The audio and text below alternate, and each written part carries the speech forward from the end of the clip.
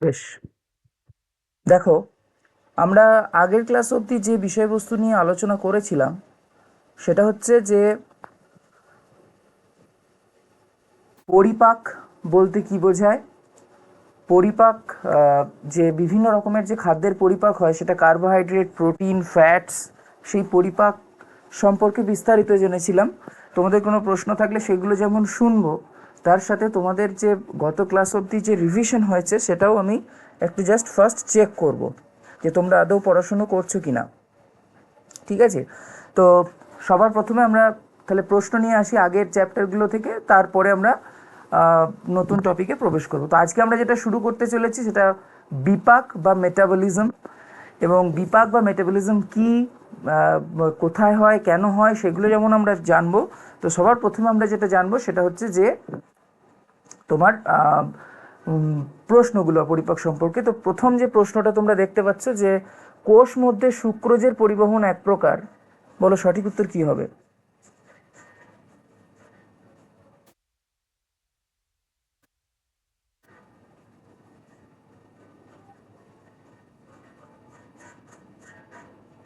হ্যাঁ, দেখতে পাচ্ছ তো স্ক্রিন? হ্যাঁ হ্যাঁ স্যার। স্যার। হ্যাঁ, তাহলে বলো কোষ মধ্যে সুক্রোজের পরিবহন এক প্রকার সক্রিয় পরিবহন, নিষ্ক্রিয় পরিবহন, ব্যাপন নাকি অভিস্রবণ?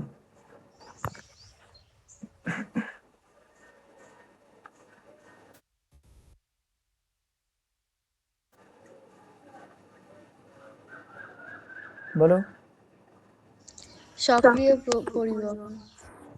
সক্রিয় পরিবহন। কে বলে এটা? তৃষা। তৃষা। একদমই তাই। তো কোষের মধ্যে যে সুক্রোজের পরিবহন সেটা হচ্ছে সক্রিয় পরিবহন। তো এক্ষেত্রে যেটা সঠিক উত্তর হবে সেটা হচ্ছে অপশন এ, সক্রিয় পরিবহন। নেক্সট, আক্কেল দাঁত বা উইজডম টিথ আসলে কি ধরনের দাঁত? প্রথম মোলার, দ্বিতীয় মোলার, তৃতীয় মোলার নাকি ইনসাইজার? এটা তৃতীয় তৃতীয় মোলার। মোলার। তৃতীয় মোলার। এক্স্যাক্টলি, তো আক্কেল দাঁত হচ্ছে আমাদের তৃতীয় মোলার দাঁত। নেক্সট প্রশ্ন, যে কোষ পর্দার ছিদ্রের তুলনায় যদি বড় অণুর চলাচল কোষ পর্দা বরাবর হয় কোন পদ্ধতিতে? অভিস্রবণ, ব্যাপন, সহায়ক ব্যাপন নাকি পরিস্রাবণ? সহায়ক ব্যাপন। একদমই তাই, এটা সঠিক উত্তর হচ্ছে সহায়ক ব্যাপন।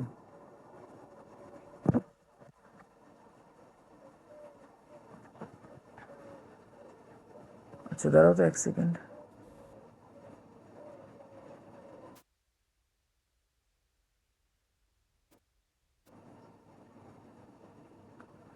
দেন নেক্সট যে প্রশ্ন সেটি হচ্ছে কোন তথ্যটি সঠিক? দুইয়ের দাগের এটা প্রশ্ন। আর ডি তো একই হবে, এক উত্তর। অপশন কোনটা কোনটা বলছে? অপশন বি বলছে হলো enzyme, coenzyme, apoenzyme. Option B is correct. Option ডিও হবে কারণ দুটো অপশনই সেম দিয়েছে। এক্স্যাক্টলি।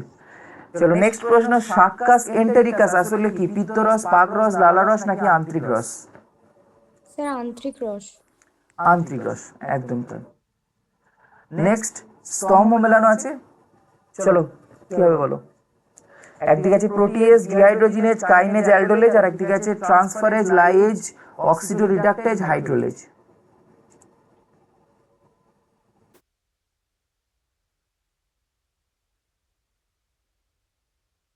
বলো। Option C. অপশন সি বলছে। দেখো প্রোটিয়েজ কি হবে? প্রোটিয়েজ কি ধরনের উৎসেচক? ট্রান্সফারেজ, লাইয়েজ, অক্সিডো রিডাক্টেজ না হাইড্রোলেজ?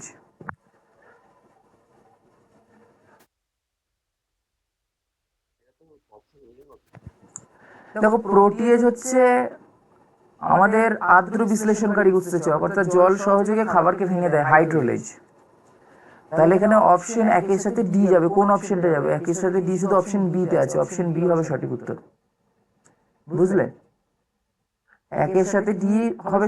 প্রোটিয়েজ হচ্ছে আর্দ্র বিশ্লেষণকারী উৎসেচক, সেই জন্য হাইড্রোলেজ। একের সাথে ডি, একের সাথে ডি তো অন্য কোনো অপশনে নেই। আর দুইয়ের সাথে সি, তার মানে ডিহাইড্রোজেনেজ হচ্ছে অক্সিডো রিডাক্টেজ, কাইনেজ হচ্ছে ট্রান্সফারেজ, আর অ্যালডোলেজ হচ্ছে লাইয়েজ। বুঝতে পেরেছো? হ্যাঁ স্যার।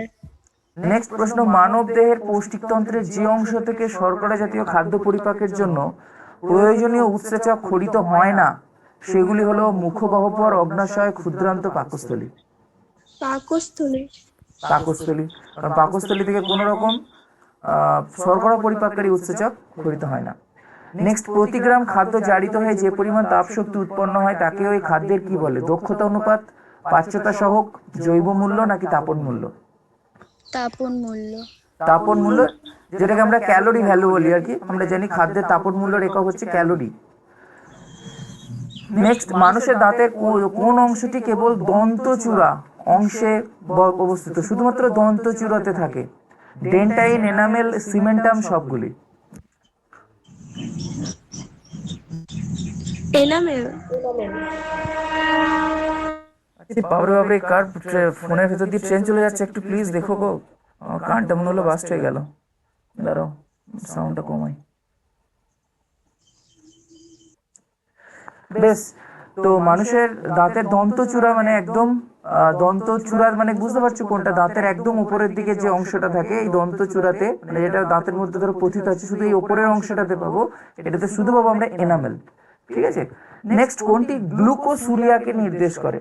গ্লুকোসুরিয়া হচ্ছে অ্যাকচুয়ালি তোমার রক্তে যদি গ্লুকোজের পরিমাণ স্বাভাবিকের থেকে বেড়ে যায়, তখন সেই গ্লুকোজটা মূত্রের মাধ্যমে দেহের বাইরে বেরিয়ে আসে, এটাকে বলা হয় মূত্রে গ্লুকোজের উপস্থিতি। যদিও এটা তোমাদের এই পড়ানো টপিক থেকে নয়, এটা এর পরের চ্যাপ্টার আমরা বিপাক যখন পড়বো সেখান থেকে। নেক্সট, উৎসেচকের গঠনের জটিলতার সঠিক পর্যায়ক্রমটি হলো? অপশন এ হলো এনজাইম, কোফ্যাক্টর, কোএনজাইম, সক্রিয় স্থান। অপশন বি হলো এনজাইম, কোএনজাইম, কোএনজাইম, সক্রিয় স্থান। অপশন সি কোএনজাইম, হলো এনজাইম, সক্রিয় স্থান, সক্রিয় স্থান। অপশন ডি বলছে কোএনজাইম, কোফ্যাক্টর, হলো এনজাইম, সক্রিয় স্থান। কে কে প্রশ্নটা একদম কিছু বুঝতেই পারলেন আমাকে বলো? আমি তো কিছু বুঝতেই পারিনি।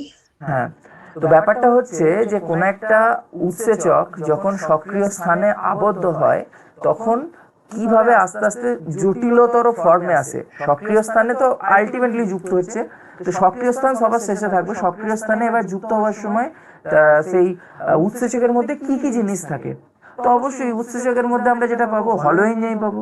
আর হলো এনজাইম মানে তার মধ্যে কোফ্যাক্টর এবং কোএনজাইম পাবো। অপশন এ হচ্ছে সঠিক উত্তর। আমি কি বলছি বুঝতে পারছো? দেখো বাকিগুলোতে দেখো ভালো করে লক্ষ্য করো, বাকিগুলোতে কোএনজাইম প্রথমে শুরু হচ্ছে না, কোএনজাইম তো না, হলো এনজাইমের মধ্যে কোফ্যাক্টর এবং কোএনজাইম থাকে, যেটা সক্রিয় স্থানে যুক্ত হয়। অন্যদিকে হলো এনজাইমের মধ্যে শুধু কোএনজাইম থাকে এমনটা নয়, কোফ্যাক্টরও থাকে। কোএনজাইম দিয়ে তারপরে হলো এনজাইম তৈরি হয় এমনটাও নয়। আর কোএনজাইম, কোফ্যাক্টর, হলো এনজাইম, সক্রিয় স্থান, এটাও না। তাহলে সেই জন্য সঠিক উত্তর হচ্ছে অপশন এ। লাস্ট যে প্রশ্নটা তোমাদের সামনে রেখেছি সেটি হচ্ছে ফ্যাট দিয়ে এক্স দিয়ে অপদ্রব্য গঠন, দিয়ে ওয়াই ফ্যাটি অ্যাসিড ও গ্লিসারল। এখানে এক্স ও ওয়াই অংশে কি হবে সেটা তোমরা আমাকে বলো।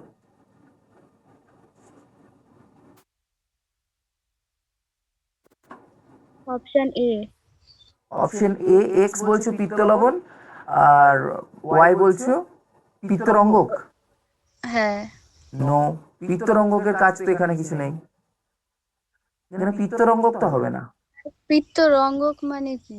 পিত্তরঙ্গক মানে কি বলো, তুমিই বলো পিত্তরঙ্গক মানে কি?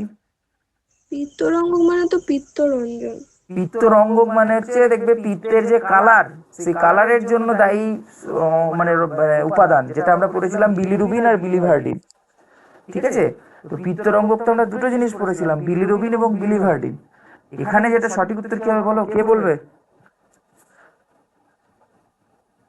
বলো, অর্পণ আছো, তারপর সব নামগুলো আমি ভুলে গেছি, কদিন ক্লাস করা হয়নি সেরকম,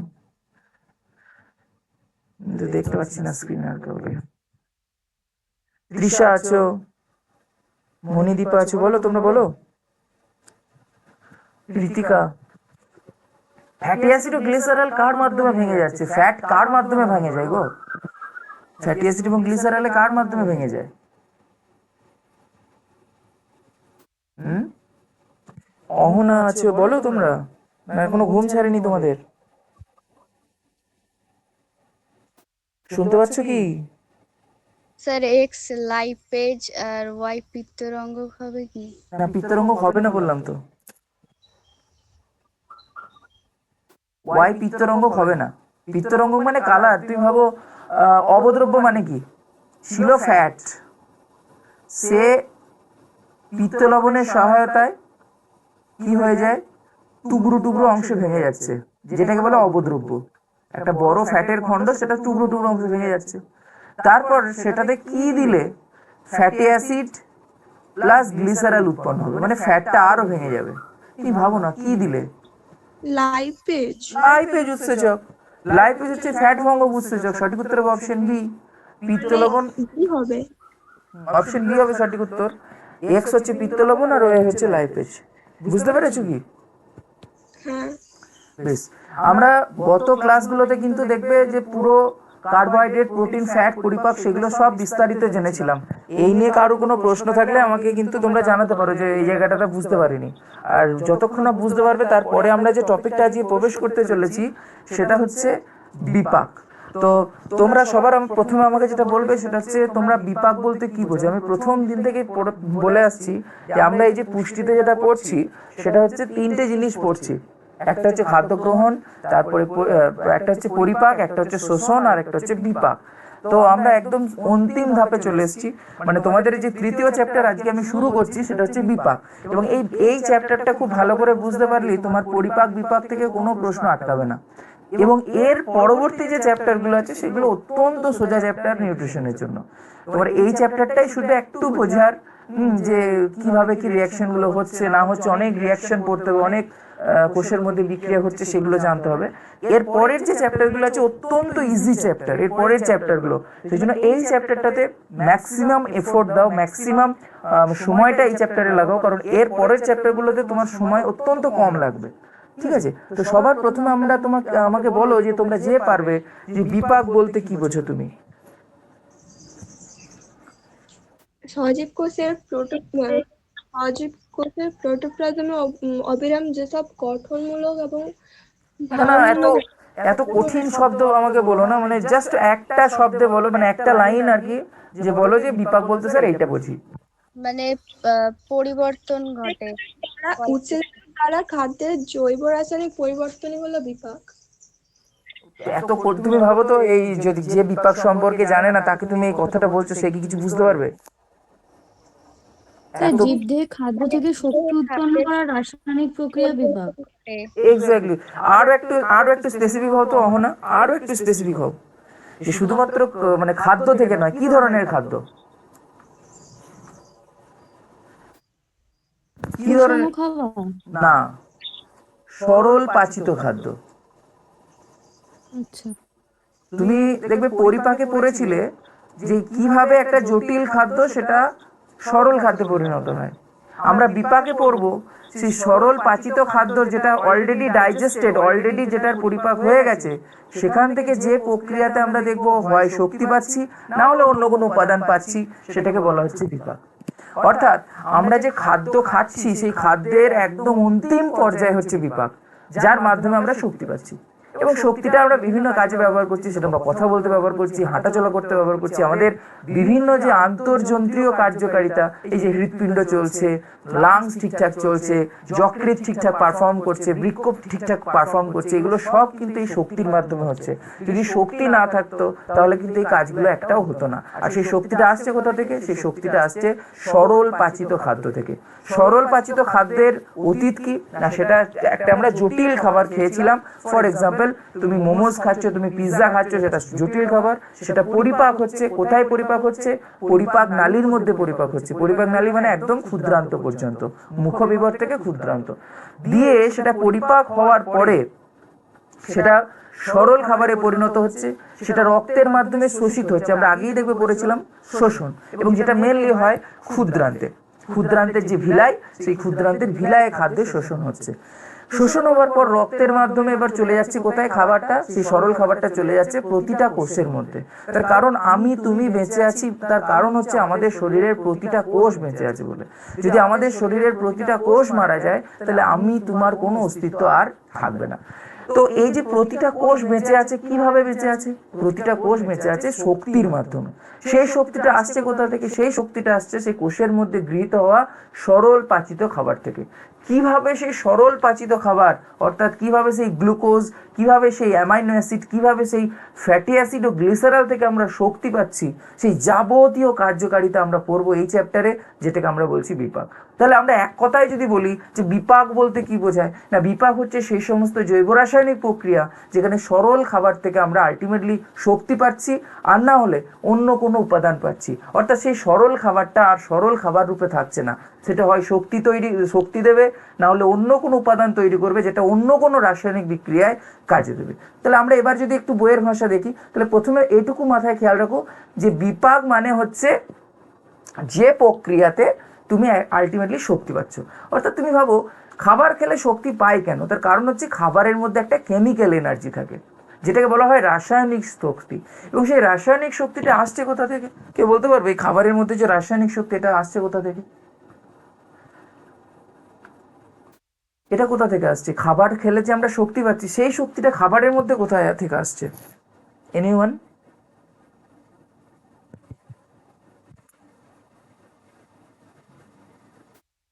হুম, কি গো?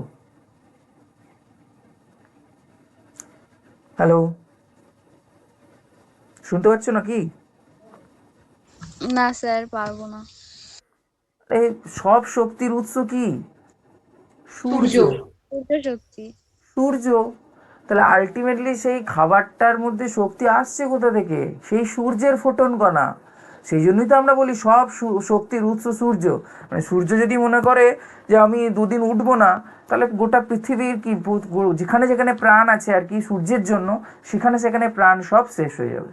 তাহলে সেই খাবারের মধ্যে সেই শক্তিটা আসছে কোথা থেকে? সেটা আসছে সূর্য থেকে। সূর্যের যে ফোটন কণা সেটা মানে সবই হচ্ছে ইলেকট্রনের খেলা।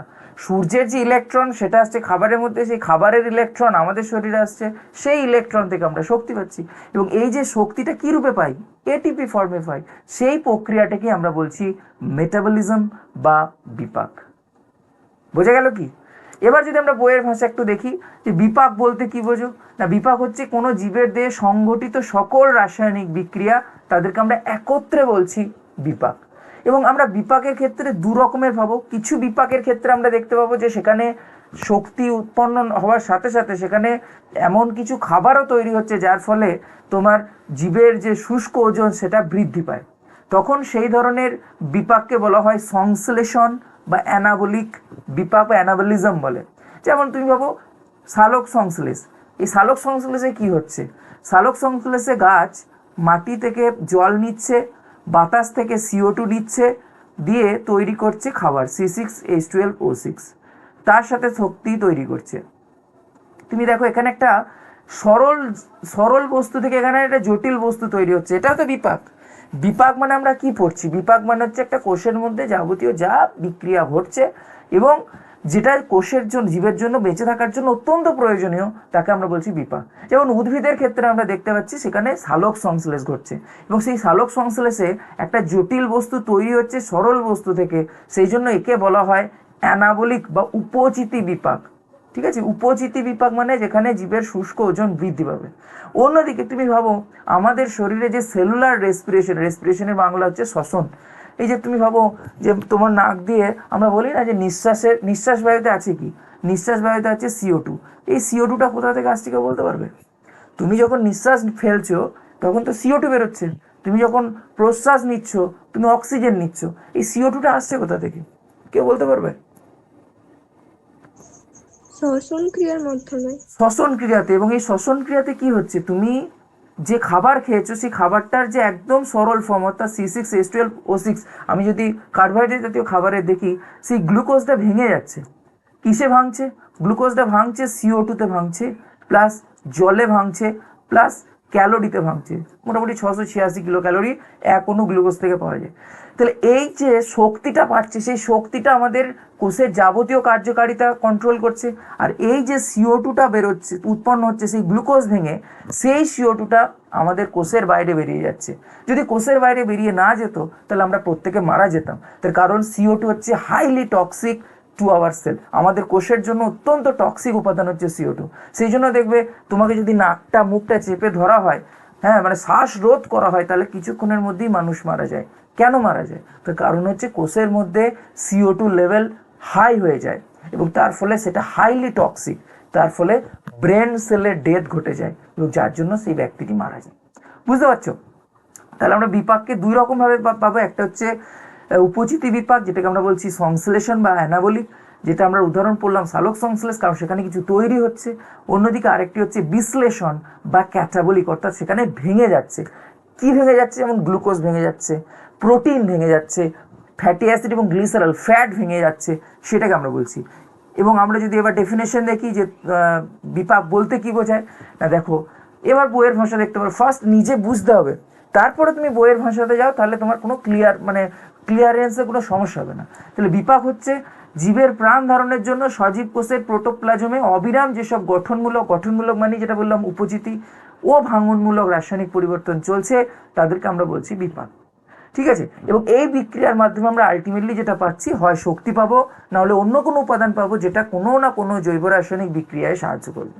আমরা এই বিস্তারিত এগুলো পরে জানছি। তাহলে আমরা পেলাম বিপাক দুই রকম, একটা হচ্ছে উপচিতি বিপাক যেটাকে আমরা বলছি অ্যানাবলিজম, আর একটা হচ্ছে অপচিতি বিপাক যেটাকে বলছি ক্যাটাবলিজম। উপচিতি বিপাক মানে যেখানে সরল যৌগ থেকে জটিল যৌগ তৈরি হবে, মানে সেখানে যেমন ওই দেখলাম সালোক সংশ্লেষ, সেখানে আমরা দেখতে পাচ্ছি সরল যৌগ ছিল CO2, সরল যৌগ ছিল জল, সেখান থেকে তৈরি হচ্ছে একটা জটিল যৌগ যেটাকে আমরা বলছি গ্লুকোজ।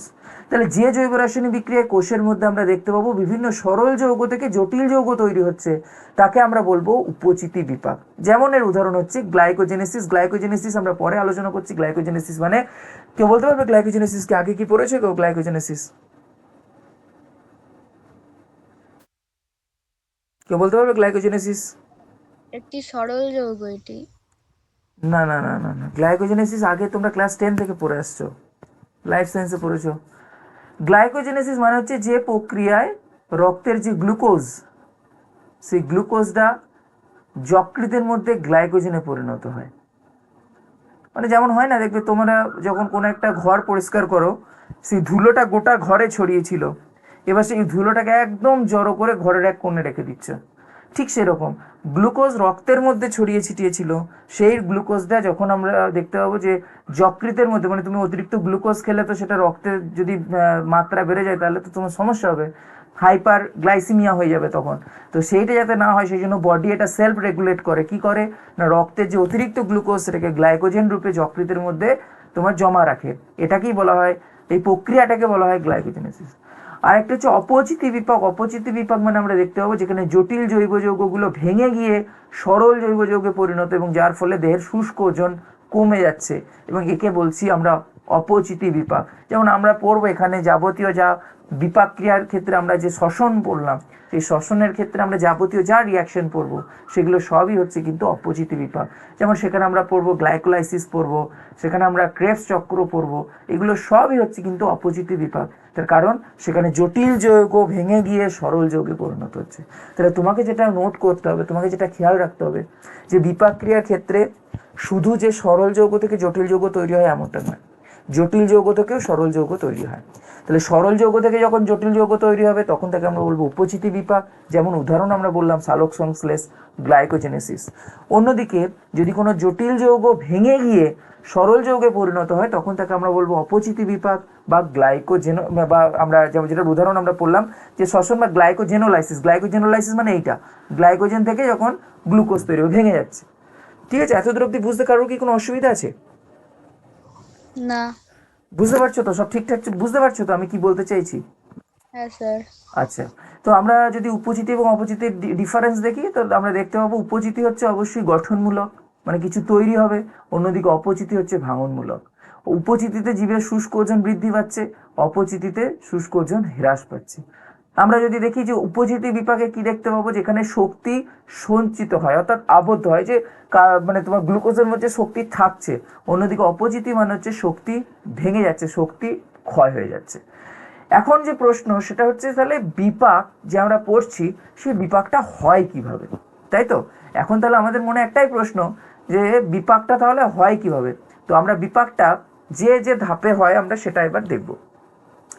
তো মূলত বিপাক আমরা যদি দেখি যে বিপাক কত রকম বা কি কিভাবে হয়, তো আমরা বিপাককে আমরা যদি দেখি, বিপাক মানে আমরা পড়লাম সরল জটিল যৌগটা ভেঙে সেখান থেকে আমরা আলটিমেটলি শক্তি পাবো। বিপাক মূলত তিনটে ভাবে হতে পারে, সেটা সবাত শ্বসন হতে পারে, অর্থাৎ সবাত শ্বসনের মাধ্যমে বিপাক ঘটতে পারে, সেটা অবাত শ্বসনের মাধ্যমে বিপাক ঘটতে পারে, আর একটা হচ্ছে সেটা সন্ধানের মাধ্যমে বিপাক ঘটতে পারে। আমরা একে একে পড়বো অ্যাকচুয়ালি এইগুলোর মানে কি বোঝায়। তাহলে বিপাক মানে তুমি এটুকু মাথায় খেয়াল রাখো, বিপাক মানে সেখানে সেই যেটা অলরেডি যে খাবারটা পাচিত হয়ে গেছে, যেটা ডাইজেস্ট হয়ে গেছে, সেই খাবারটা থেকে যেভাবে শক্তি উৎপন্ন হচ্ছে, যে প্রক্রিয়া, যে পদ্ধতিতে শক্তি উৎপন্ন হচ্ছে, সেই প্রক্রিয়াটাকে আমরা বলছি বিপাক। এবার সেই বিপাক ক্রিয়া যদি অক্সিজেনের উপস্থিতিতে হয়, অক্সিজেনের যদি উপস্থিতিতে হয় তখন তাকে আমরা বলবো সবাত শ্বসন। যদি বিপাক অক্সিজেনের অনুপস্থিতিতে হয়, অর্থাৎ কোনো রকম অক্সিজেন নেই, অক্সিজেন অনুপস্থিত, তখন সেটাকে আমরা বলবো অবাত শোষণ। আর একটা স্পেশাল টাইপের পড়বো, সেটা হচ্ছে সন্ধান। তো আমরা একে একে এই বিষয়গুলো নিয়ে পড়বো। তাহলে বিপাক বলতে কি বোঝায়, বোঝা গেছে কি? বিপাক বলতে ধারণা ক্রিস্টাল ক্লিয়ার হয়েছে কি? এবং একদম সব যে আমরা যে খাদ্য, তুমি যে খাবারটা খাচ্ছ, তুমি যে ভাত মুড়ি ডাল যাই খাচ্ছ, তার আলটিমেটলি অন্তিম ধাপ হচ্ছে কিন্তু বিপাক। বিপাক ক্রিয়ার ফলে শক্তি উৎপন্ন হচ্ছে সেই ভাত, সেই ডাল, সেই মাছ, সেখান থেকে। ঠিক আছে, এবার আমরা যদি এর একে একে আসি যে সবাত শোষণ বলতে অ্যাকচুয়ালি কী বোঝায়, অবাত শোষণ বলতে কী বোঝায় এবং সন্ধান, সেগুলো আমরা আস্তে আস্তে পড়বো। তাহলে আমরা দেখতে পাবো যে শ্বসন হচ্ছে এক প্রকার বিপাক এবং সেটা মেনলি অপচিতি বিপাক। এবং এই শ্বসনে কি হচ্ছে, শ্বসন হচ্ছে কোষের মধ্যে কোনো একটা সরল খাবার, সেই সরল খাবারটা থেকে ভেঙে গিয়ে শক্তি উৎপন্ন হচ্ছে। যদি সেই প্রক্রিয়াটা অক্সিজেনের উপস্থিতিতে হয়, অর্থাৎ মুক্ত অক্সিজেন কাজে লাগে, মুক্ত অক্সিজেন যদি ব্যবহার করে, তখন তাকে বলবো সবাত শোষণ। আচ্ছা, আমাদের কি হয়, সবাত শোষণ হয় না অবাত শোষণ হয় বলো তো? আমাদের কি শোষণ হয়?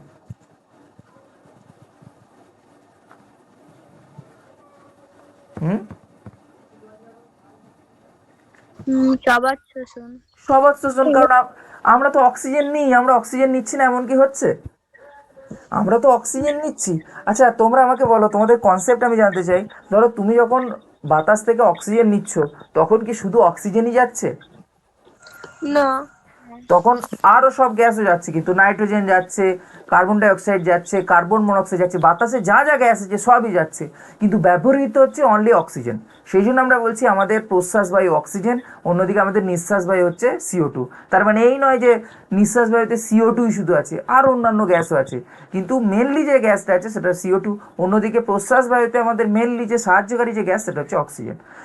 অবাত শোষণ মানে সেখানে কোনো রকম মুক্ত অক্সিজেনের প্রয়োজন নেই, সেখানে এমন কোনো জৈব অজৈব যৌগ আছে যাদের মধ্যে অক্সিজেন আছে। আরেকটা সন্ধান, সেখানে দেখবো সেখানে ইলেকট্রন গ্রাহক কোনো জৈব অণু। ইলেকট্রন গ্রাহক মানে আলটিমেটলি যে ইলেকট্রনটা গ্রহণ করছে। এই টার্মিনোলজিগুলোতে এখন ধ্যান দিও না, আমি যখন বলবো একে একে, যখন আমরা এই ETS পড়বো আর কি, ইলেকট্রন ট্রান্সপোর্ট সিস্টেম, তখন এগুলো ক্লিয়ার হয়ে যাবে। আমি যেভাবে তোমাকে ভাবাচ্ছি তুমি সেরকমভাবে ভাবো, কোনো জায়গায় সমস্যা হবে না। এখন প্রশ্ন হচ্ছে তাহলে সবাত শোষণ বলতে কি বোঝায়? তাহলে সবাত শোষণ মানে হচ্ছে with the presence of oxygen. যখন কোনো শ্বসন বস্তু মানে যে খাদ্য বস্তুটা থেকে আমরা অ্যাকচুয়ালি শক্তি পাচ্ছি, না, যে শ্বসন প্রক্রিয়ায় শ্বসন বস্তু মূলত যেটা গ্লুকোজ, উৎসেচকের নিয়ন্ত্রণে অর্থাৎ উৎসেচকের সাহায্যে মুক্ত অক্সিজেন দ্বারা, ভেরি ভেরি ইম্পর্টেন্ট লাইন, মুক্ত অক্সিজেন দ্বারা জারিত হয়ে CO2 উৎপন্ন করছে, জল উৎপন্ন করছে আর ATP উৎপন্ন করছে, তখন তাকে আমরা বলছি সবাত শোষণ। একটু রিয়াকশনটা দেখো, তাহলে বুঝতে পারবে। ছিল কি, কোষের মধ্যে ছিল গ্লুকোজ, সেই গ্লুকোজটা আমরা যে অক্সিজেন গ্রহণ করছি, সেই অক্সিজেনের সহায়তায় ভেঙে যাচ্ছে। কিসে ভাঙছে? CO2-তে ভাঙছে, জলে ভাঙছে এবং একটা তাপ শক্তি দিচ্ছে। কত তাপ শক্তি? না, 686 কিলো ক্যালোরি তাপ শক্তি দিচ্ছে। এবং যে তাপ শক্তিটার মাধ্যমে আমরা যাবতীয় কার্যকারিতা আমাদের কোষের মধ্যে, আমাদের যাবতীয় কার্যকারিতাকে আমরা করতে পারছি, আমরা আমাদের চলন বলন সব কিছু আর কি নিয়ন্ত্রণ করছে এই শক্তি কিন্তু। তাহলে যখন মুক্ত অক্সিজেনের সহায়তায় কোনো শ্বসন বস্তু ভেঙে যাবে, তখন তাকে আমরা বলছি সবাত শোষণ। এবং এই সবাত শোষণ হচ্ছে কোথায়? সবাত শোষণ হচ্ছে কিন্তু সাইটোপ্লাজম এবং মাইটোকন্ড্রিয়ায়। আমরা পড়বো, সবাত শোষণটাই আমাদের মেনলি পড়তে হবে, তার কারণ হচ্ছে আমরা সবাত শোষণকারী জীব। তো এই সবাত শোষণের 3টে ধাপ আমরা পড়বো, মূলত 4টে ধাপ আমরা পড়বো। তার মধ্যে প্রথম যে ধাপটা পড়বো মানে সবাত শ্বসনে কি হচ্ছে না গ্লুকোজ থেকে আলটিমেটলি শক্তি উৎপন্ন হচ্ছে, ঠিক আছে। এবং এই যে গ্লুকোজ থেকে শক্তি উৎপন্ন হওয়াটা এটা একটা ধাপে হয় না, এটা মূলত 4টে প্রধান ধাপের মাধ্যমে হয়। কি কি ধাপ? একটা হচ্ছে আমরা পড়বো গ্লাইকোলাইসিস। টার্মিনোলজিগুলোর সাথে প্রথমে পরিচিত হও। গ্লাইকোলাইসিস মানে পরে আসছি। প্রথম যে ধাপ সেটা হচ্ছে গ্লাইকোলাইসিস। যেমন হয় না একটা বিয়ে যখন হয়, বিয়ের প্রথম ধাপ কি দেখবে, বিয়ের প্রথমে সেই গায়ে হলুদ হয়, তারপরে মালা বদল হচ্ছে, হ্যাঁ মানে হিন্দু ধর্মের ক্ষেত্রে দেখবে গায়ে হলুদ, মালা বদল, তারপরে সিঁদুর দান, এরকম মেন কিছু ইভেন্ট আছে। ঠিক সেরকম সবাত শ্বসনের ক্ষেত্রে প্রথম যে ধাপ সেটা হচ্ছে গ্লাইকোলাইসিস। তারপরে আমরা কি পড়বো? তারপরে আমরা পড়বো পাইরুভিক অ্যাসিডের জারণ। পাইরুভিক অ্যাসিডের জারণ বা ডিকার্বক্সিলেশনও বলে। 3 নাম্বার যে ধাপ পড়বো সেটা হচ্ছে ক্রেবস চক্র। আর 4 নাম্বার যে ধাপ পড়বো সেটা হচ্ছে ইটিএস, ইলেকট্রন ট্রান্সপোর্ট সিস্টেম, বা এটা কি বাংলায় বলে প্রান্তীয় শ্বসন। আমরা টার্মিনোলজিগুলো নিয়ে ভাবার কিছু নেই, আমরা বিস্তারিত যখন আলোচনা করব তোমার মনের মধ্যে এগুলো সব গেঁথে যাবে। তাহলে সবাত শ্বসন মানে এটুকু বোঝো যে অক্সিজেনের উপস্থিতিতে যখন কোনো শ্বসন বস্তু, সেটা গ্লুকোজ হতে পারে, সেটা অ্যামাইনো অ্যাসিড হতে পারে, সেটা ফ্যাটি অ্যাসিড এবং গ্লিসারল হতে পারে। তার কারণ আমরা যে খাবার খাচ্ছি এই 3 ধরনের খাবার থেকেই আমরা ক্যালোরি পাই। তোমরা দেখবে নিউট্রিশনের প্রথম চ্যাপ্টারে একদম প্রথম সেমিস্টারের কথা যদি মনে করো, সেখানে দেখবে খাদ্য কি সেটা পড়েছিলে এবং সেই খাদ্যের 2 রকমের ভাগ পড়েছিলে। একটা হচ্ছে দেহ পরিপোষক খাদ্য, আর একটা হচ্ছে বলতে পারবে কি, কারো মনে আছে? ফার্স্ট সেমিস্টারে পড়েছিলে, কারো মনে আছে কি খাদ্যের 2 রকমের শ্রেণীবিভাগ?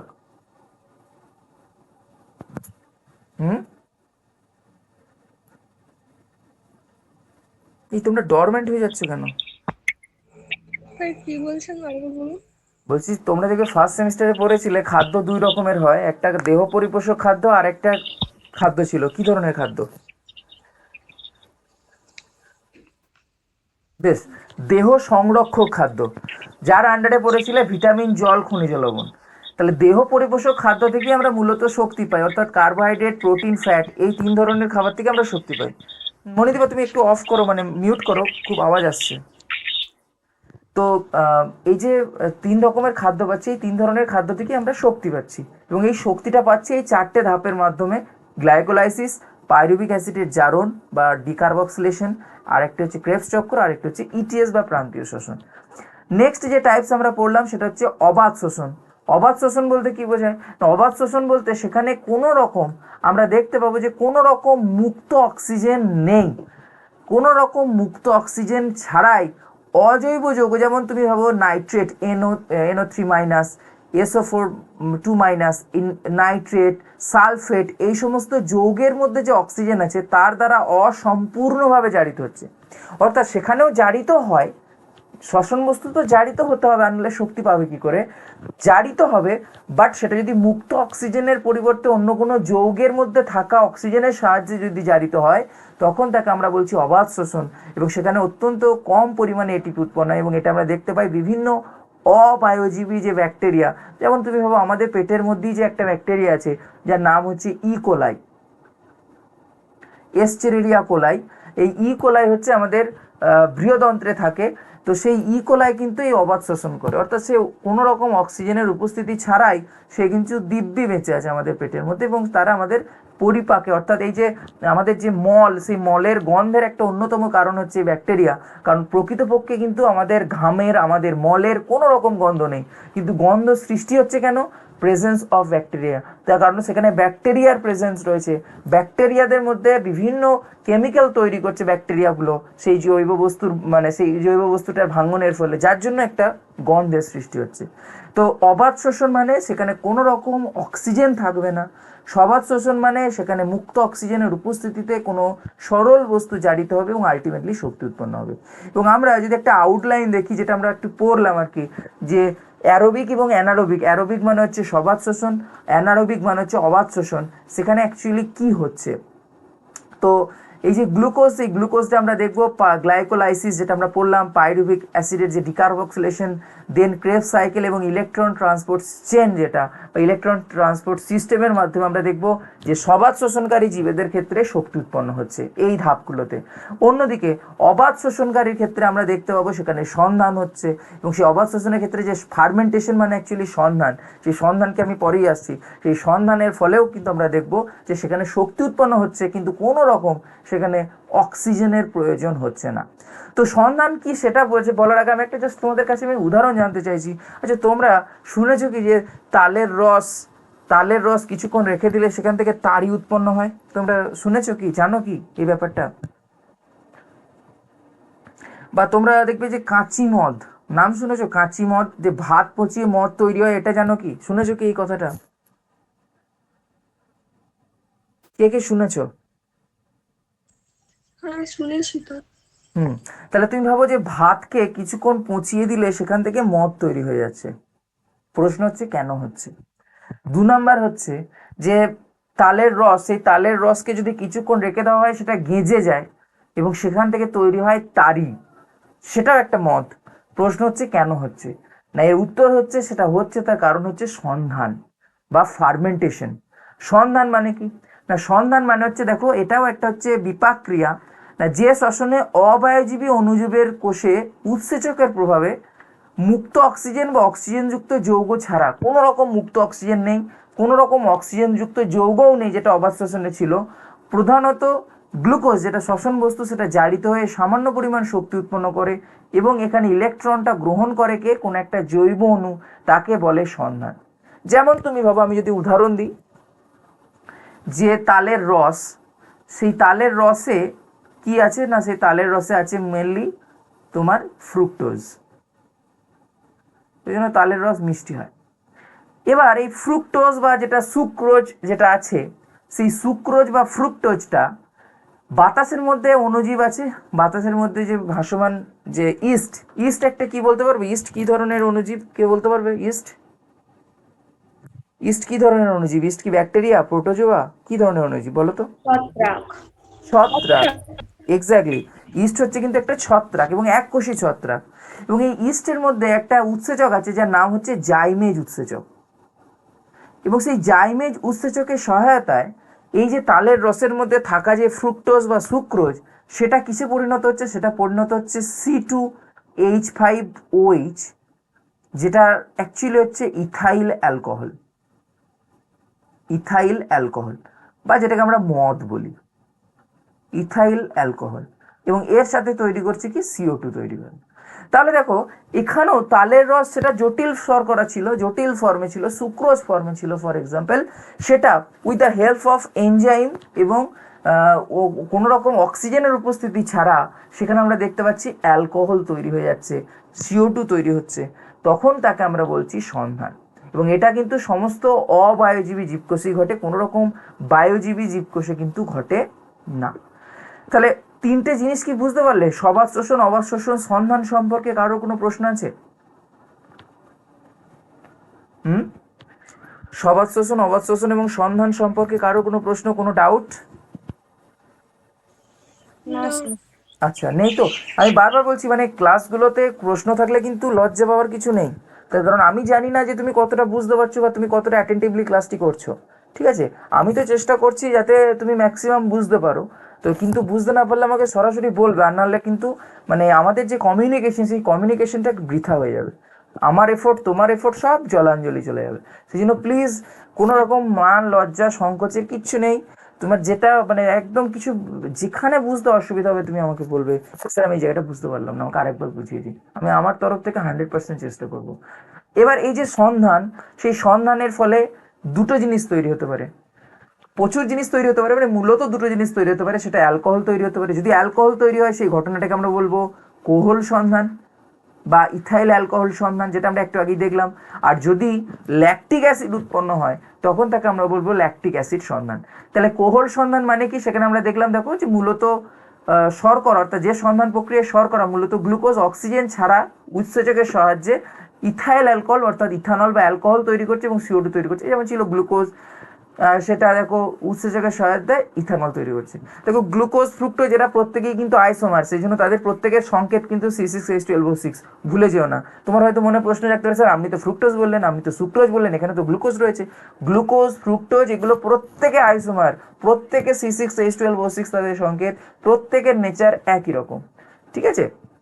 এবং ফ্রুক্টোজ গ্লুকোজ এরা প্রত্যেকের মনোস্যাকারাইড। তো যদি ইথানল তৈরি হয়, যদি ইথাইল অ্যালকোহল তৈরি হয়, তখন সেই ঘটনাটাকে, সেই সন্ধানটাকে আমরা বলছি কোহল সন্ধান। এবং এটা যেমন মদ তৈরির ক্ষেত্রে ব্যবহৃত হয়।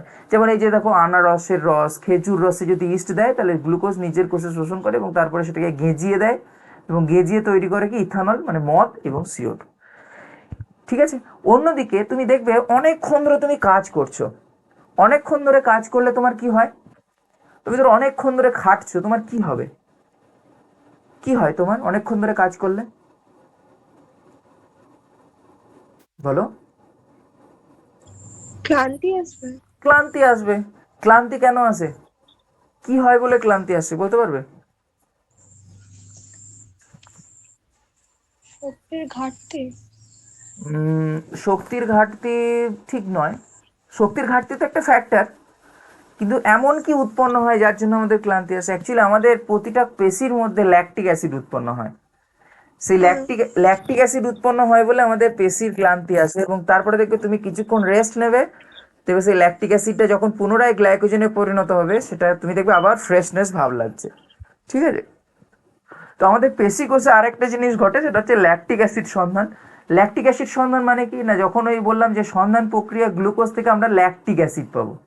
যদি ইথানল পেতাম তাহলে পেতাম কোহল সন্ধান। যদি ল্যাকটিক অ্যাসিড পাই তখন তাকে আমরা বলবো ল্যাকটিক অ্যাসিড সন্ধান। এবং এটা আমরা মূলত কোথায় পাবো? এটা আমরা মূলত পাবো পেশি কোষে। পেশি কোষের ক্ষেত্রে আমরা এই ল্যাকটিক অ্যাসিড সন্ধান পেয়ে থাকি, কারণ ল্যাকটিক অ্যাসিড উৎপন্ন হয় পেশি কোষের মধ্যে। এবং এটা দু রকমের হয়, হোমোল্যাকটিক সন্ধান, শুধু ল্যাকটিক অ্যাসিড উৎপন্ন হয়, আর হেটেরোল্যাকটিক, ল্যাকটিক অ্যাসিড ছাড়াও অন্যান্য আরও অনেক অ্যাসিড উৎপন্ন হয়, যেগুলো তোমাদের সিলেবাসে নেই। যে যে জায়গাগুলো আছে সেই জায়গাগুলো খেয়াল রাখো, যে আমরা সন্ধান দু রকমের মূলত পাই। একটা হচ্ছে কোহল সন্ধান, যদি সেটা অ্যালকোহল উৎপন্ন হয় তাকে আমরা বলবো কোহল সন্ধান। যদি সেখানে ল্যাকটিক অ্যাসিড উৎপন্ন হয় তখন তাকে আমরা বলবো ল্যাকটিক অ্যাসিড সন্ধান। অর্থাৎ আমরা যে বিপাক ক্রিয়া পড়ছি, সেই বিপাক ক্রিয়ার মধ্যে আউটলাইনটা ভালো করে বোঝো, যে আমরা বিপাক ক্রিয়ার মধ্যে কি পড়ছি, বা বিপাক ক্রিয়া বলতে বোঝায় কি। না, বিপাক ক্রিয়া বলতে বোঝায়, আমরা দেখলাম যে প্রক্রিয়ায় যেটা অলরেডি পরিপাক হয়ে গেছে যে খাবারটা, সেই খাবারটা থেকে যে প্রক্রিয়াতে আমরা দেখতে পাচ্ছি শক্তি উৎপন্ন হচ্ছে, সেই প্রক্রিয়াটাকে, সেই ধাপগুলোকে আমরা বলছি কি, সেই ধাপগুলোকে আমরা বলছি তোমার বিপাক। এবার সেই বিপাক তিনভাবে সম্পন্ন হতে পারে। সেটা সবাত শোষণের মাধ্যমে হতে পারে, সেটা অবাধ শোষণের মাধ্যমে হতে পারে, সেটা সন্ধানের মাধ্যমে হতে পারে, এবং আরও স্পেসিফিক্যালিভাবে যদি আমরা বলি, অপচিতি বিপাক তিনভাবে হতে পারে। আমাদের কোষের মধ্যে অপচিতি বিপাকই হচ্ছে, কারণ তুমি পরিপাকের পরে যে ঘটনাটা ঘটছে সেটা অপচিতি বিপাকই হচ্ছে। কারণ যেটা সরল শর্করা, সেই সরল শর্করা শুধু নয়, সেই সরল খাবার, সেটা গ্লুকোজ হতে পারে, সেটা অ্যামাইনো অ্যাসিড হতে পারে, সেটা ফ্যাটি অ্যাসিড ও গ্লিসারল হতে পারে, সেখান থেকে আলটিমেটলি আমরা শক্তি পাচ্ছি। এটা অপচিতি বিপাক। তার কারণ শক্তি পেতে গেলে আমরা দেখতে পাচ্ছি, যেটা মানে কীরকম, একটা লোকের, সেই লোকের গচ্ছিত সম্পত্তি ছিল, সেই সম্পত্তি ভেঙে সে তার মেয়ের বিয়ে দিচ্ছে, তাহলে তুমি বলো সেই লোকের ক্ষতি হচ্ছে না লাভ হচ্ছে? কি বলবে? টাকার দিক থেকে সেই লোকের তো ক্ষতিই হচ্ছে। তার কারণ তার যেটা সঞ্চিত সম্পত্তি ছিল, সেই সঞ্চিত সম্পত্তির তো ক্ষয় হচ্ছে। সেটাকেই আমরা বলছি অপচিতি বিপাক। অন্যদিকে ধরো কেউ একজন, সে টাকা জমাচ্ছে, তখন সেটাকে বলছি আমরা উপচিতি বিপাক। তার কারণ সেখানে শক্তি সঞ্চয় হচ্ছে। এবং এই যে অপচিতি বিপাক, সেটা তিনভাবে হতে পারে। সেটা সবাত শোষণের মাধ্যমে হতে পারে, সেটা অবাধ শোষণের মাধ্যমে হতে পারে, সেটা সন্ধানের মাধ্যমে হতে পারে। অন্যদিকে যেটা উপচিতি বিপাক, সেটাও বিভিন্ন রকমভাবে হতে পারে। যেমন আমরা উদাহরণ দেখেছিলাম সালোক সংশ্লেষ, আমরা দেখেছিলাম গ্লাইকোজেনেসিস, আমরা সেগুলো নিয়ে পরে আসছি। তাহলে এই যে জায়গাগুলো আমি বলছি, সেই জায়গাগুলো বুঝতে পারছো কি? হুম, হ্যাঁ, বেশ, বুঝতে পারছি। বুঝতে পারছো তো? আমরা আজকে জাস্ট মানে প্রথম আমি একটা কথা বলি, সেটা হচ্ছে আমার মেন্টাল কন্ডিশন খুব একটা ভালো নেই। আমি মানে চেষ্টা করছি তাও আস্তে আস্তে রিকভারি করার। তার কারণ তোমরা নিউজটা আশা করি প্রত্যেকেই শুনেছো, বা আমি গ্রুপে জানিয়েওছিলাম যে হঠাৎ আমার দাদা মারা গেছে। এবং সুস্থ স্বাভাবিক একজন ছেলে আর কি, সে হুট করে এইভাবে চলে যাওয়াতে আমাদের গোটা ফ্যামিলিটাই মানে আমাদের ফ্যামিলিতে আমি, দাদা, মা, বাবা, বৌদি এবং দাদার একটা বাচ্চা, মানে 3 বছরের সন্তান আছে। তো তার ফলে কি হয়ে গেছে, পুরো আমাদের ফ্যামিলিটাই ডিসব্যালেন্সড হয়ে আছে এখন। এবার ধরো তোমাদেরও তো আমি একটা রেসপন্সিবিলিটি নিয়েছি, তো সেখানে আমার মানে আমি চাই না যে তোমাদের সমস্যা হোক, তো সেই জন্য আমি ক্লাস করাবো এবং আজকে থেকে ক্লাস তোমাদের যেরকম যেরকম ডেটে আছে আর আমি রেগুলারিটি মেনটেন করবো। কিন্তু আমি 2 দিন, আই থিঙ্ক তোমাদের 2 দিন ক্লাস মিস হয়ে গেছে, তাই না? হ্যাঁ তো সেই জন্য আমি এক্সট্রিমলি সরি। আমি মানে আমার কোনো উপায় ছিল না, আর নাহলে হয়তো আমি চেষ্টা করতাম ক্লাসটি নেওয়ার। তোমরা আমাকে আর কি একটু ক্ষমা করে দিও, আমি মানে বুঝতে পারিনি যে এরকম মানে তোমাদের ডেটগুলো মিস হয়ে যাবে। তো যাই হোক, তোমরা একটু আমার সাথে কোঅপারেট করো, আমি তোমাদের কোনো রকম অসুবিধায় তোমাদের ফেলবো না। এবং তোমাদের যেটা মক টেস্ট দেওয়ার কথা ছিল, এই মক টেস্টটা তোমরা এই সামনের রবিবার দিন দিয়ে দিও, ঠিক আছে? আমি রবিবার দিন, আজকে হচ্ছে কী বার? আজকে হচ্ছে বৃহস্পতিবার। তোমাদের রবিবার দিন তোমাদের আমি লিঙ্ক পাঠাবো, তোমাদের সময় মতো পুরো সারাদিন সময় পাবে রবিবারে, যে কোনো একটা সময়, বা একবারই দিতে পারবে আর কি টেস্টটা। রবিবার বা সোমবার, আমি দুটো ডেটের মধ্যে তোমরাই বলবে কোন দিন দিতে পারবে তোমরা। মানে আগের চ্যাপ্টারগুলো যেগুলো পড়ানো হয়ে গেছে আর কি, পরিপাক, উৎসেচক প্লাস পরিপাকটাও ইনক্লুড করে দেবো। শুনতে পাচ্ছ আমার কথা? স্যার রবিবারটাই ঠিক আছে। আচ্ছা, মানে পার্টিকুলার কোনো সময় নয়, তুমি সারা দিনের যে কোনো সময় ওখানে, মানে তুমি টেস্টটা দিতে আরম্ভ করলে ওর মধ্যেই কিন্তু ওই ওই যে সময়টা একবার কাউন্ট হতে থাকবে আর কি। তুমি পরীক্ষা দেবে, ওখানেই টাইমার অন হয়ে যাবে। তো সেই সময়ের মধ্যে দিতে হবে, আর নাহলে তুমি যে কোনো সময় তুমি পরীক্ষাটা দিতে পারো। হয়তো তুমি চাইছো রাত্রিবেলা দেবো, রাত্রিবেলাতেও সেই মানে তুমি ওয়ান টাইম কিন্তু সেখানে প্রবেশ করতে পারবে, যে কোনো সময় প্রবেশ করতে পারবে। আমি 24 ঘন্টা ভ্যালিডিটি বা 48 ঘন্টা ভ্যালিডিটি রেখে দেবো, 2 দিনের মধ্যে যে কোনো সময় দিতে পারবে। বাট মানে একটাই জিনিস, সেটা হচ্ছে যখন দিতে ঢুকবে তারপরে কিন্তু তুমি এক্সিট করে গেলে আর পুনরায় টেস্টটা দিতে পারবে না। সেই জন্য তুমি তোমার সুবিধা মতো টাইম মেনটেন করে টেস্টটা দিয়ে দিও, ঠিক আছে? এবং তোমাদের তাহলে পরিপাকটার প্রশ্ন আমি ইনক্লুড করে দেবো, ঠিক আছে? শুনতে পাচ্ছ তো? হ্যাঁ ঠিক আহ, আছে। মানে তোমাদের যেটা শুধু উৎসেচক ছিল, উৎসেচক প্লাস পরিপাক, মানে একদম পরিপাকের একদম সিম্পলেস্ট লেভেলের কিছু প্রশ্ন আমি রেখে দেবো, যাতে তোমাদের রিভিশনটাও ভালো রকম হয়ে যায়, ঠিক আছে? বেশ, দেখো আমরা যে সবাত শোষণ পড়েছিলাম, সেই সবাত শোষণের যে প্রথম ধাপ সেটা হচ্ছে গ্লাইকোলাইসিস। আমি এইটা বলে আজকে এখানে শেষ করবো, ঠিক আছে? আমার একটু বেরিয়ে যেতে হবে। তো গ্লাইকোলাইসিস বলতে অ্যাকচুয়ালি কি বোঝায়? দেখো আমরা যেটা পাচ্ছি সেটা কি পাচ্ছি, পরিপাকের ফলে যেটা শর্করা জাতীয় খাবার ছিল, সেই শর্করা জাতীয় খাবারটা ভেঙে যাচ্ছে কিসে? গ্লুকোজে। আমাদের আলটিমেটলি লক্ষ্য কি? আমাদের আলটিমেটলি লক্ষ্য হচ্ছে শক্তি। এবং এই আলটিমেটলি লক্ষ্য মানে এই যে ধাপ, এটা শুধু একটা ধাপে তো হয় না, অনেকগুলো ধাপের মাধ্যমে হয়। এটাকেই আমরা বলছি কি বিপাক। আর এর আগের যে ধাপটা শর্করা থেকে গ্লুকোজ, এটা হচ্ছে আমাদের পরিপাক। তাহলে আগে পরিপাক হবে, তারপরে বিপাক হবে। এবার এই গ্লুকোজ থেকে শক্তি একটা ধাপে উৎপন্ন হয় না। কি হয়? প্রথমে গ্লুকোজ থেকে 2 অণু পাইরুভিক অ্যাসিড উৎপন্ন হয়। 2 অণু পাইরুভিক অ্যাসিড উৎপন্ন হয়। এবং এই যে গ্লুকোজ থেকে 2 অণু পাইরুভিক অ্যাসিড উৎপন্ন হচ্ছে, এটাও একটা ধাপে হয় না, এর মধ্যে 10টা ধাপ আছে। মানে গ্লুকোজ, তারপরে গ্লুকোজ 1,6 বিসফসফেট, এরকম আস্তে আস্তে আস্তে আস্তে 10টা ধাপ আছে, যে আলটিমেটলি যেটা তৈরি হচ্ছে সেটা হচ্ছে পাইরুভিক অ্যাসিড। এবং এই যে গ্লুকোজ থেকে পাইরুভিক অ্যাসিড উৎপন্ন হচ্ছে, এই সমস্ত পর্যায়গুলোকে একত্রে বলে গ্লাইকোলাইসিস। আমি কি বলছি বুঝতে পারছো? যেমন তুমি দেখবে বিয়ের সময় একটা ধাপে কি গায়ে হলুদ হয়ে যায়? দেখবে না, গায়ে হলুদের অনেকগুলো ধাপ আছে, পুরো পর্যায়টাকে আমরা বলছি গায়ে হলুদ। ঠিক একই রকমভাবে গ্লুকোজ থেকে যে প্রক্রিয়ায় পাইরুভিক অ্যাসিড উৎপন্ন হচ্ছে, সেই প্রক্রিয়াটাকে আমরা বলছি গ্লাইকোলাইসিস। কেন হচ্ছে? তার কারণ হচ্ছে পাইরুভিক অ্যাসিড থেকে আমরা পরবর্তী যে ধাপ সেগুলো প্রসিড হবে এবং আলটিমেটলি শক্তি পাবো। আমাদের মেন টার্গেট, বিপাকের মেন যেটা টার্গেট, মেন যেটা উদ্দেশ্য, সেটা হচ্ছে শক্তি পাওয়া। তাহলে গ্লাইকোলাইসিস কি না, দেখো গ্লাইকোলাইসিস হচ্ছে কোষীয় শ্বসনের প্রথম পর্যায়। এবং এটা কোথায় হয়? এটা হয় কিন্তু কোষের সাইটোপ্লাজম। পরীক্ষায় প্রশ্ন দেয় গ্লাইকোলাইসিস কোষের কোথায় হয়। বিপাকের যাবতীয় ঘটনা দুটো জায়গায় হয়।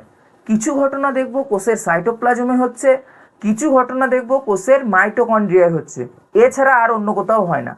ঠিক আছে, বারবার বলছি, ভালো করে খেয়াল রাখো, কোষের বিপাকের যাবতীয় পর্যায় কোথায় কোথায় হবে? একটা হচ্ছে হয় সাইটোপ্লাজমে হবে, না হলে মাইটোকন্ড্রিয়ায় হবে। গ্লাইকোলাইসিস যেটা হয় সেটা হচ্ছে কিন্তু সাইটোপ্লাজমে হয়, এবং এই গ্লুকোজটা আংশিক জারিত হয়ে তৈরি করে কি? Pyruvic acid. এবং এই পাইরুভিক অ্যাসিডটার থেকে পরবর্তীকালে আমরা দেখব শক্তি উৎপন্ন হচ্ছে। তিনজন বিজ্ঞানী গুস্তাভ এমডেন, মেয়ারহফ এবং পার্নাস, এই তিনজন বিজ্ঞানী গ্লাইকোলাইসিস আবিষ্কার করেন। সেই জন্য গ্লাইকোলাইসিসকে বলা হয় ইএমপি পথ।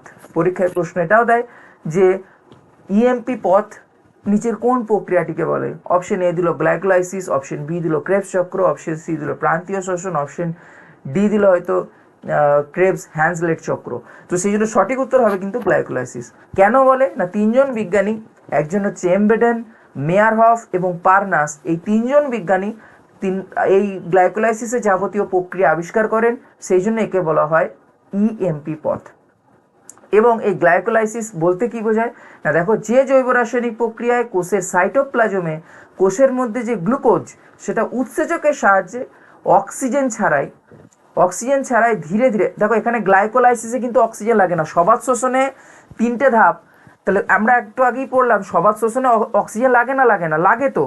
আবার এখানে তুমি দেখছো গ্লাইকোলাইসিসে অক্সিজেন ছাড়াই, তাহলে তো তোমার মনে প্রশ্ন জাগা উচিত যে স্যার আপনি তো বললেন যে সবাত শোষণে অক্সিজেন লাগে, আবার গ্লাইকোলাইসিস পড়ছে এখানে বলছে অক্সিজেনের সাহায্য ছাড়াই, এ আবার কীরকম কন্ট্রাডিক্টরি কথা।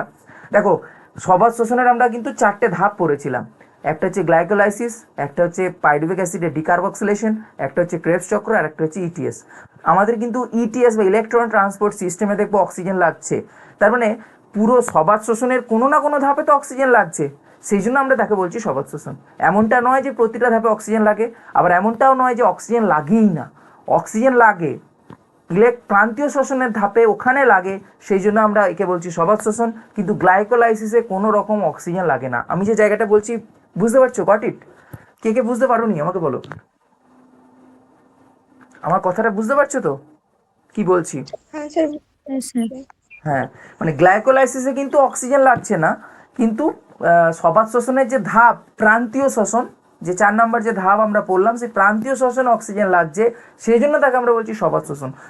মানে হচ্ছে উপস্থিত, বাত মানে অক্সিজেন, সবাত শোষণ মানে হচ্ছে অক্সিজেনের উপস্থিতি। সেখানে সবাত শোষণের যে কোনো একটা ধাপে অক্সিজেন লাগলেই সেটাকে আমরা বলছি সবাত শোষণ। অন্যদিকে অবাত শোষণের কোনো ধাপেই আমরা দেখবো অক্সিজেন লাগছে না, মুক্ত অক্সিজেন লাগছে না। গ্লাইকোলাইসিসে অক্সিজেনের সাহায্য ছাড়াই আমরা দেখব দুঅণু পাইরুভিক অ্যাসিড উৎপন্ন হবে, দুঅণু এটিপি তৈরি হবে এবং দুঅণু NADH2 তৈরি হবে। এই যে NADH প্লাস, H প্লাসটাকে আমরা আরেকভাবে লেখা হয়, সেটাকে বলে NADH2। এই যে NADH2, এই যেগুলো পাবে আর কি, NADH2, FADH2, এগুলো থেকে আলটিমেটলি আমরা দেখবো শক্তি উৎপন্ন হয়, অর্থাৎ এটিপি তৈরি হয়। এই NADH2, FADH2 এগুলো কি তোমরা আগে জেনেছো? আগের কোনো সেমে পড়েছো? NAD, FAD কোনো নাম শুনেছো আগে?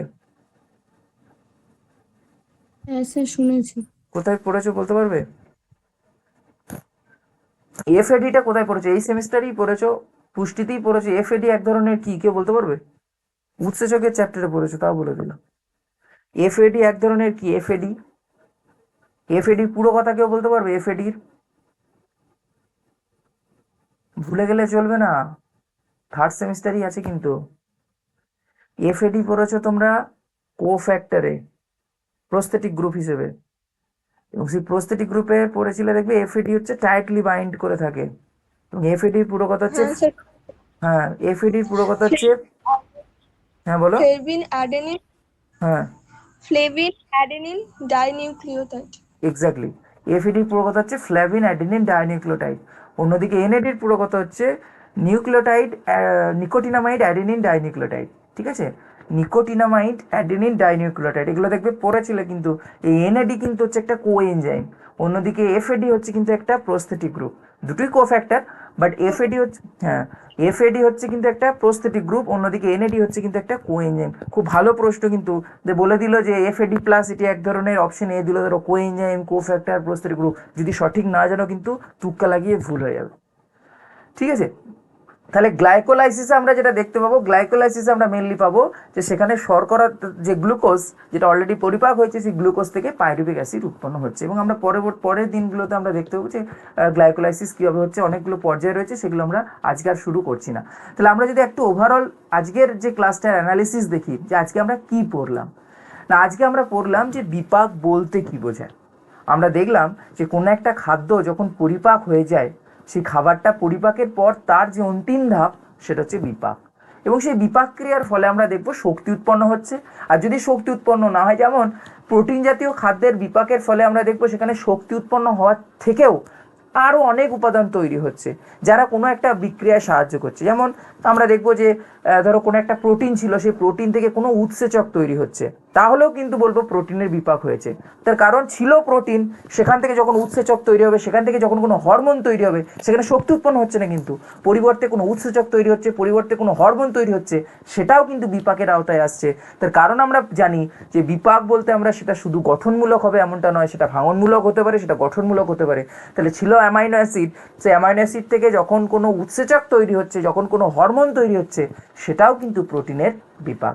আমরা যখন দেখব ফ্যাটের ক্ষেত্রে ফ্যাটি অ্যাসিডের বিটা জারণ হচ্ছে, সেখানে দেখবো শক্তি উৎপন্ন হওয়ার সাথে সাথে অ্যাসিটাইল কোয়ে উৎপন্ন হচ্ছে। তাহলে অ্যাসিটাইল কোয়ে যখন তৈরি হচ্ছে কোএনজাইমে, সেটাও কিন্তু একটা বিপাক। মানে এমনটা ভেবো না যে বিপাক মানে শুধুই শক্তি উৎপন্ন হবে, তাহলে কিন্তু তোমার এই ভাবনার সাথে কন্ট্রাডিকশন থাকবেই, এবং তোমার মনে হবে যে কি পড়ছি কিছু বুঝতে পারছি না। সেই জন্য আমি বারবার যে জায়গাগুলো হাইলাইট করছি সেটা বোঝো, বিপাক মানে সেখানে হয় শক্তি উৎপন্ন হবে, না হলে সেখান থেকে এমন কোনো উপাদান তৈরি হবে যেটা পরবর্তীকালে অন্য কোনো বিক্রিয়ায় সাহায্য করবে।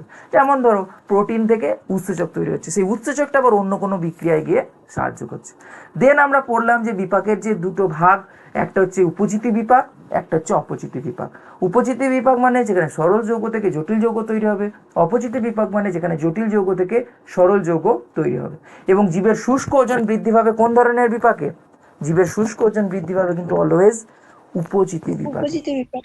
অন্যদিকে শুষ্ক ওজন হ্রাস পাবে, সেটা অপচিতি বিপাকে। দেন আমরা পড়লাম যে বিপাক বা যেটাকে আমরা অপচিতি বিপাক পড়ছি, অর্থাৎ খাদ্যটা ভাঙছে, সেটা তিনটে ভাবে হতে পারে। সেটা সবাত শ্বসনের মাধ্যমে হতে পারে, সেটা অবাত শ্বসনের মাধ্যমে হতে পারে, সেটা সন্ধানের মাধ্যমে হতে পারে। আমাদের মেনলি মানে ডিসকাশনের বিষয় থাকবে সেটা হচ্ছে সবাত শ্বসন, কারণ তোমাদের সিলেবাসে সবাত শ্বসনই রয়েছে। সবাত শ্বসন মানে যখন অক্সিজেনের উপস্থিতি, মুক্ত অক্সিজেনের উপস্থিতিতে যখন কোনো খাদ্যবস্তু জারণ ঘটবে, তখন তাকে আমরা বলবো সবাত শ্বসন। যদি অক্সিজেনের অনুপস্থিতিতে ঘটে, তখন তাকে বলবো অবাত শ্বসন। এবং এই অবাত শ্বসন আবার আরও একটা টাইপস আছে, সেটা হচ্ছে সন্ধান, যেটাও আমরা দেখলাম। সন্ধান আবার দু রকমের হয়। যদি অ্যালকোহল তৈরি হয়, তাকে আমরা পড়লাম কোহল সন্ধান, আর যদি সেটা ল্যাকটিক অ্যাসিড উৎপন্ন হয়, তখন তাকে আমরা পড়লাম ল্যাকটিক অ্যাসিড সন্ধান। এবং এখানে আমরা কোহল সন্ধানের ক্ষেত্রে আমরা দেখলাম যে সেখানে বেশ কিছু অণুজীব গুরুত্বপূর্ণ ভূমিকা পালন করে, যার মধ্যে অন্যতম হচ্ছে তোমার ইস্ট। এবং দেন আমরা পড়লাম যে সবাত শ্বসনের যে প্রথম ধাপ সেটা হচ্ছে গ্লাইকোলাইসিস। গ্লাইকোলাইসিস আমরা এখনো পুরোটা কমপ্লিট করিনি, জাস্ট গ্লাইকোলাইসিস বলতে কি বোঝায় সেটা দেখলাম।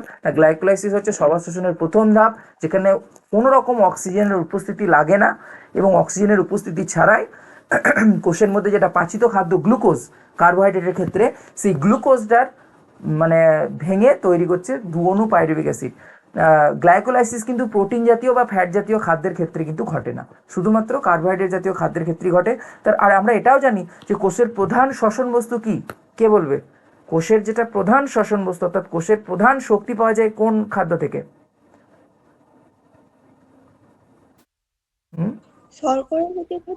গ্লুকোজ। Glucose, mainly glucose. কোষের যেটা প্রধান শ্বসন বস্তু সেটা হচ্ছে গ্লুকোজ। অবশ্যই শর্করা জাতীয় খাদ্য, সেটা আরও, কারণ শর্করা তো কোষের মধ্যে ঢুকছে না, কোষের মধ্যে ঢুকছে কি রূপে? এবার খাদ্য শোষিত হয় কিন্তু বারবার বলছি সরল যৌগ রূপে, হয় সেটা গ্লুকোজ, না হলে ফ্রুক্টোজ, না হলে গ্যালাক্টোজ, এই তিনটে রূপে প্রবেশ করবে। তার কারণ জটিল যৌগ রূপে কিন্তু কখনোই প্রবেশ করবে না। বলো এতদূর অব্দি আজকের ক্লাস থেকে কারো কোনো প্রশ্ন আছে কিনা? কারো কোনো প্রশ্ন আছে? আচ্ছা, কারো কোনো প্রশ্ন নেই তো? না স্যার। আচ্ছা, অহনা, তারপর হচ্ছে তৃষা, অর্পণ, ঋতিকা, বুঝতে পেরেছো সবাই? হ্যাঁ স্যার। ঠিক আছে, আমি আজকে এখানেই স্টপ করছি। আমি রেকর্ডেরটা আপলোড করে দেবো, একটু ইয়ে করে নিয়ে, প্রথম দিকে তো ডিস্টারবেন্স হচ্ছিল, ঠিক আছে, তো আমি আস্তে আস্তে আবার আগের ফর্মে ফিরে আসবো, চেষ্টা করছি নিজেকে রিকভার করার। আর তোমাদের সহযোগিতা একান্তই কাম্য। আশা করছি আর সেরকম প্রবলেম হবে না। আমার এই আগের সপ্তাহটাতে একটু সমস্যা হয়ে গেছে।